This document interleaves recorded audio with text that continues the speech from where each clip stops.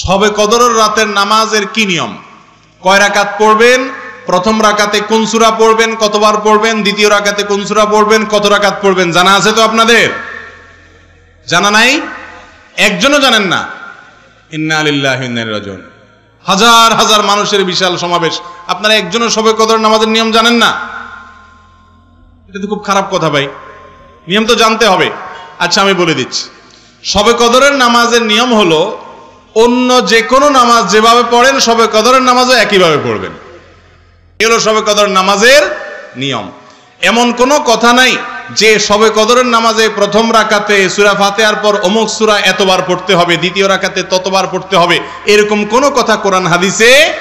এগুলা মন গড়া বিভিন্ন সিস্টেম, বিভিন্ন পদ্ধতির কথা, বিভিন্ন আপনার বাজারে নামাজ শিক্ষার বই নামে অনেক বই আছে, সব বই না, কিছু কিছু বই আছে, এইসব বইতে শবে কদরের নামাজ এত রাকাত, প্রথম রাকাতের এই নিয়ম, দ্বিতীয় রাকাতের ওই নিয়ম, এরকম বিভিন্ন কথা বলা আছে। এগুলো সব ভিত্তিহীন, মন গড়া, এগুলো কোরআন হাদিসে নাই। কোরআন হাদিসে লাইলাতুল কদরে অন্য রাতের মতো আপনি নামাজ পড়বেন, একটু লম্বা সময় নিয়ে পড়বেন।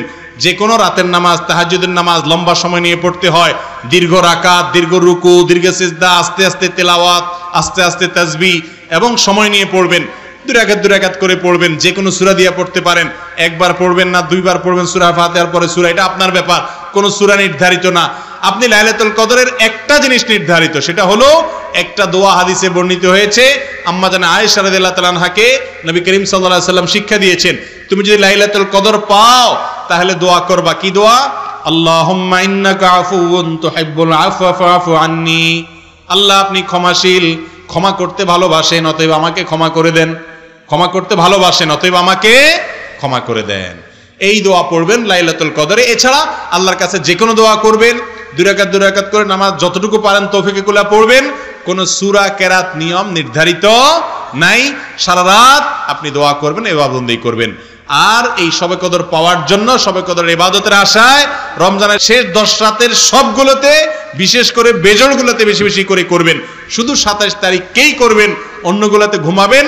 এটা সুন্নাহ সম্মত লাইলাতুল কদরের তালাশ নয়। আমাদের আয়েশা রাদিয়াল্লাহু তাআলা বলেছেন, কানান নবী সাল্লাল্লাহু আলাইহি ওয়াসাল্লাম ইযা দাখালাল আশর, রমজানের শেষ 10 দিন যখন শুরু হতো, 20 রমজান যখন পার হয়ে যেত, 21 রমজান যখন শুরু হয়ে যেত, তখন থেকে তিনি কয়েকটা কাজ করতেন। তার প্রথমটি হলো কানা ইযা দাখালাল আশর আহইয়া লাইলা, রাতে আর ঘুমোতেন না। শেষ দশকের রাতে আর ঘুমোতেন না, সারা রাত জেগে ইবাদত করতেন। ওয়া আইকাযা আহলাহ, আর এই দশকে তার পরিবারের লোকদেরকে ঘুম থেকে ডেকে তুলতেন, কাউকে ঘুমোতে দিতেন না। কারণ এটা ঘুমানোর সময় নয়, ঘুম সারা বছর যাওয়া যাবে, এটা তো আল্লাহর পক্ষ থেকে পাওয়া অফারের সুযোগ, বিধায় এই সুযোগ হাতছাড়া করা যাবে না। পরিবারের লোকদেরকেও ইবাদতের জন্য ডেকে তুলতেন। আর 3 নম্বর কাজ হলো ওয়াসাদ্দা মিযজারাহ, তিনি তার কোমর বেঁধে নিতেন, কোমর বেঁধে ইবাদত বন্দেগী করতেন, অর্থাৎ তার জীবনে সবচেয়ে বেশি সাধনা করতেন। 4 নম্বর হলো কানা ইযা দাখালাল আশর কানা ইয়াজতাহিদু ফীহি মা লা ইয়াজতাহিদু ফী গায়রি, রমজানের শেষ দশকে যত ইবাদত বন্দেগী নবীজি করতেন, এত ইবাদত বন্দেগী অন্য কোনো সময় করতেন না। আমরা সেই ইবাদতকে শর্টকাট করে নিছি, আমরা শুধু 27 তারিখে ইবাদত করি, 27 রাতে, অন্য রাতের আর কোনো খোঁজ খবর আমাদের নাই। অথচ আমাদের নবীজি শুধু 27 রাতে ইবাদত করতেন। তিনি রমজানের শেষ দশকের সবগুলো রাত ইবাদত বন্দেগী করতেন। আর রমজান চলে গেলে আমরা অনেকে ইবাদত বন্দেগী ছেড়ে দেই।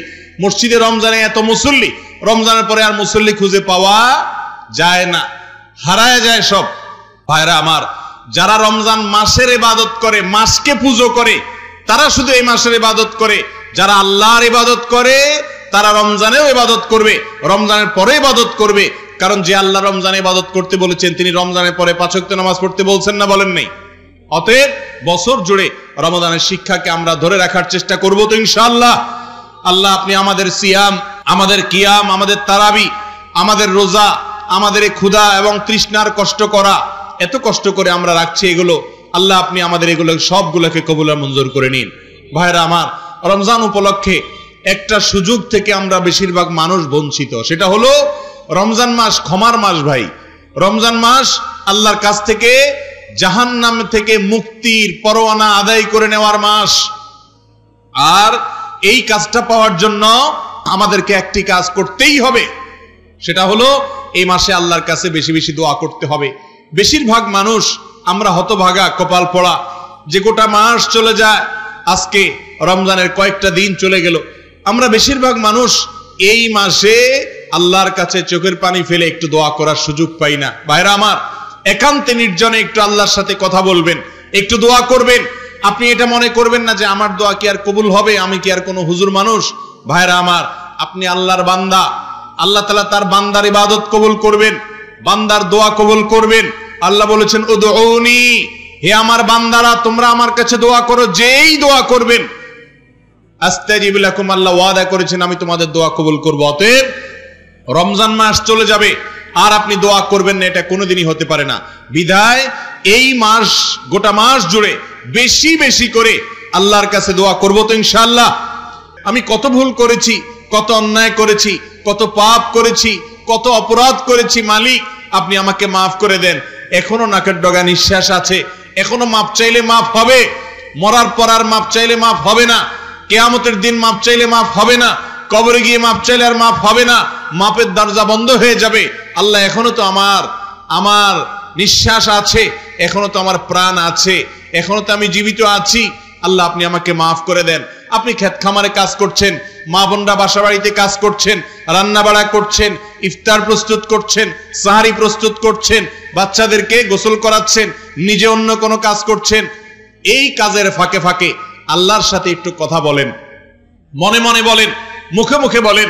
ভাইরা আমার, কায় মনোবাক্যে একান্তে আল্লাহর ইবাদতের পথে আজকের যুগে সবচেয়ে বড় বাধা হলো আমাদের হাতে থাকা স্মার্টফোন গুলো, দামি মোবাইল গুলো। এগুলো হলো সবচেয়ে বড় শত্রু আমাদের। এগুলো একান্তে একটু আল্লাহর সাথে কথা বলতে দেয় না আমাদেরকে। আমাদের একান্ত সময়গুলো মোবাইল ফোন নিয়ে গেছে, স্মার্টফোন নিয়ে গেছে, সোশ্যাল মিডিয়া নিয়ে গেছে, ফেসবুক, ইউটিউব, টিকটক, লাইকে এগুলো নিয়ে গেছে।